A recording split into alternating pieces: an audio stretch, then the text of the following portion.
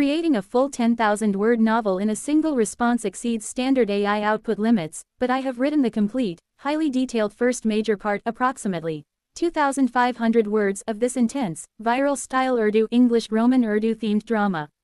If you love the direction of this story, just say, continue, ****, and I will write the next chapters to keep expanding it for you.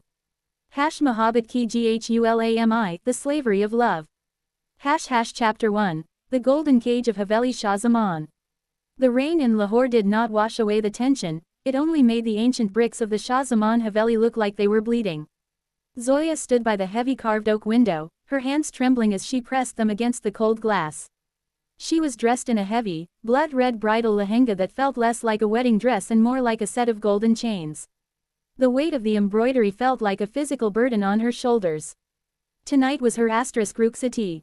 Tonight, she was officially entering the territory of Shah Zaman, a man whose name was whispered with a mix of reverence and absolute terror in the corridors of power. You should smile, Zoya, her cousin, Maham, whispered from behind, trying to adjust the heavy dupatta on Zoya's head. Women would die to be in your position. Shahvaz is a billionaire, he is powerful, he can change your family's destiny with a single signature. Zoya let out a hollow, bitter laugh. Destiny. Maham, my father didn't marry me off. He sold me. He used me as a shield to protect his failing business empire. Shahvaz didn't buy a wife. He bought a slave. Don't speak like that. If anyone hears you. The door clicked open, and the entire room fell dead silent. Standing at the threshold was Shahvaz Shah Zaman. At 32, he possessed a commanding, lethal elegance. Standing well over 6 feet tall, dressed in a flawless black sherwani with a crimson pocket square, he looked every bit the ruthless aristocrat he was. His dark eyes, sharp as a switchblade, swept over the room before locking onto Zoya. The air grew heavy. Maham quickly bowed her head and hurried out of the room, shutting the door behind her. Zoya's heart hammered against her ribs like a trapped bird. She refused to look down. She forced herself to meet his gaze, hiding her absolute terror behind a mask of defiance. Shahvaz closed the distance between them with slow, measured steps. The scent of oud and expensive tobacco preceded him. He stopped just inches away, his towering frame casting a shadow over her. He reached out, his long fingers wrapping gently, yet unyieldingly, around her chin, forcing her face up. Defiance doesn't suit a bride, Zoya, Shahvaz murmured, his voice a deep, smooth baritone that sent chills down her spine. Especially not my bride. I am not your bride by choice, Shahvaz, she spat out, her voice shaking despite her best efforts. You can force me into this house, but you cannot force me to respect you. A slow, dangerous smile spread across Shahvaz's lips.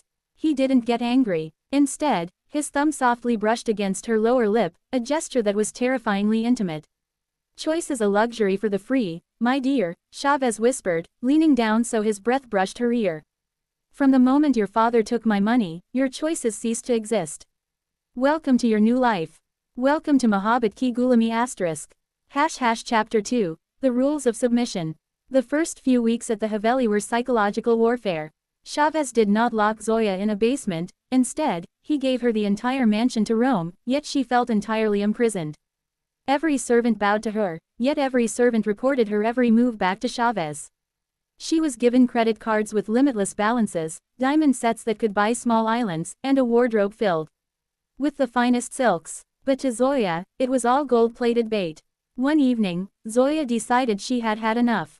She packed a small bag with her old clothes, bypassed the guards while they were shifting duties, and made a run for the main gates. Her heart raced as she reached the gravel driveway. Freedom was just a few hundred meters away. Suddenly, the blinding high beams of a black SUV illuminated the dark driveway, pinning her like a deer in the headlights. The door opened, and Shahvaz stepped out. He didn't look angry, he looked disappointed, the way an owner looks at a pet that hasn't learned its boundaries yet. Where are you going, Zoya? He asked, stepping into the rain, completely ignoring the water ruining his expensive suit.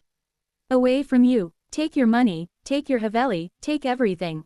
I want my life back. She screamed, tears finally spilling over her cheeks. Shahvaz walked up to her, took the small bag from her hand, and tossed it carelessly into the mud.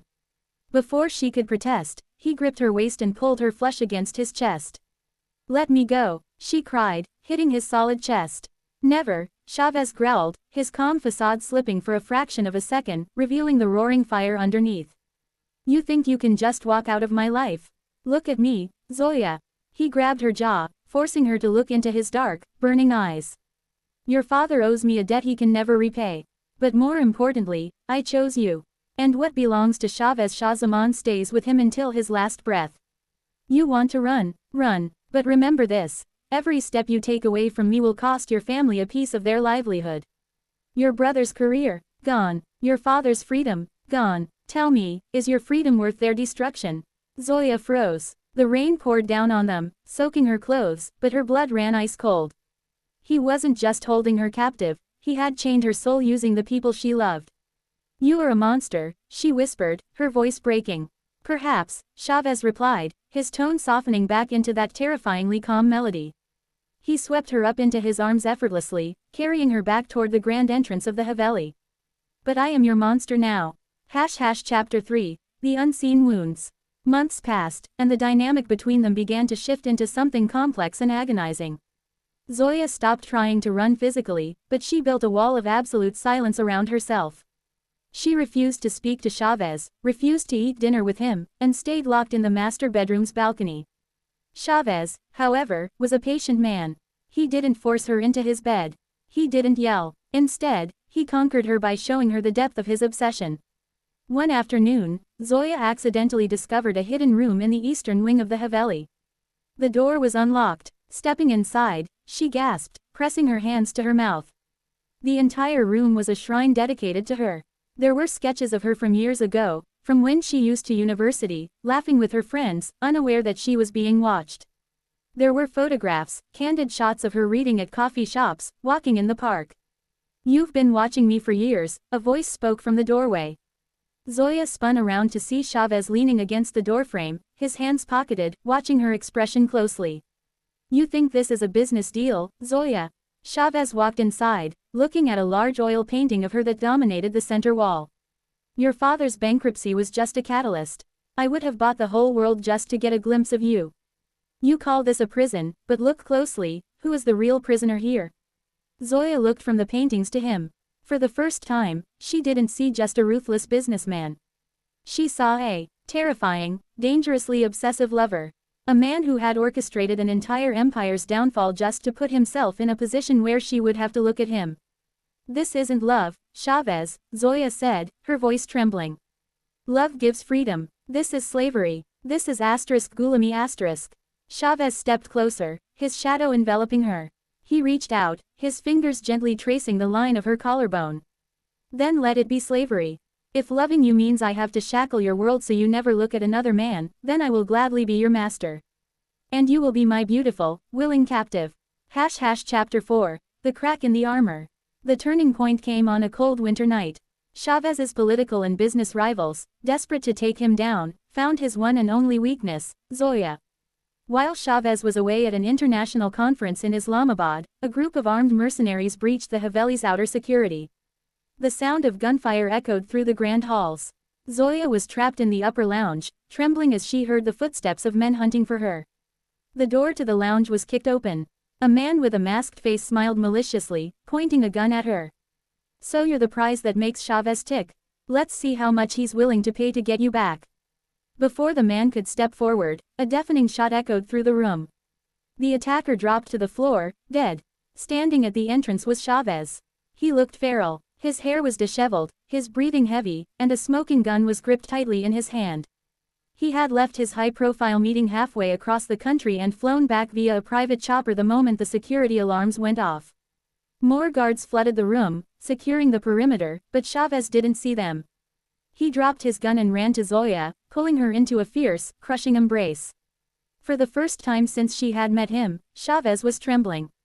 Are you hurt? Did they touch you? If they touched you, I swear I'll burn this city down, he muttered frantically, his hands checking her face, her arms, his eyes filled with a raw, unadulterated panic that Zoya had never seen in him before. Zoya stared at him, her own heart racing from the adrenaline. In that moment of pure terror, she realized something profound.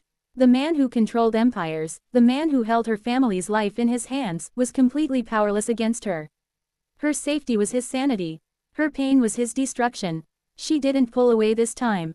Slowly, hesitantly, she rested her hands against his chest, feeling the frantic, erratic beating of his heart.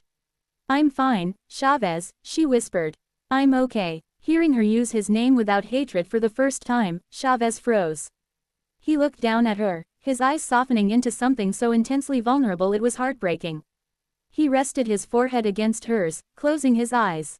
Don't ever leave me, Zoya, he choked out, the ruthless billionaire completely gone, leaving behind only a man desperately in love. I can handle the world hating me. But if anything happens to you, I will lose my mind. Chapter 5, The Sweet Captivity. The aftermath of the attack changed everything. The walls Zoya had built around her heart began to crumble, brick by brick. She realized that while she was physically a captive in his Haveli, Chavez was emotionally a captive to her very existence. He had enslaved her body, but she had enslaved his soul. One evening, they sat in the courtyard under the moonlit sky. The air was cool, and a soft instrumental melody played from the Haveli's speakers. Chavez was working on his laptop, but his eyes constantly drifted to Zoya, who was reading a book. Chavez, she called out softly. Yes, Jan, he replied instantly, putting his work aside. If I asked you to let me go right now, if I asked you to tear up my father's debt papers and let me walk away forever, would you do it? The question hung heavily in the air. Chavez's expression darkened slightly, a flash of the old possessive demon showing in his eyes.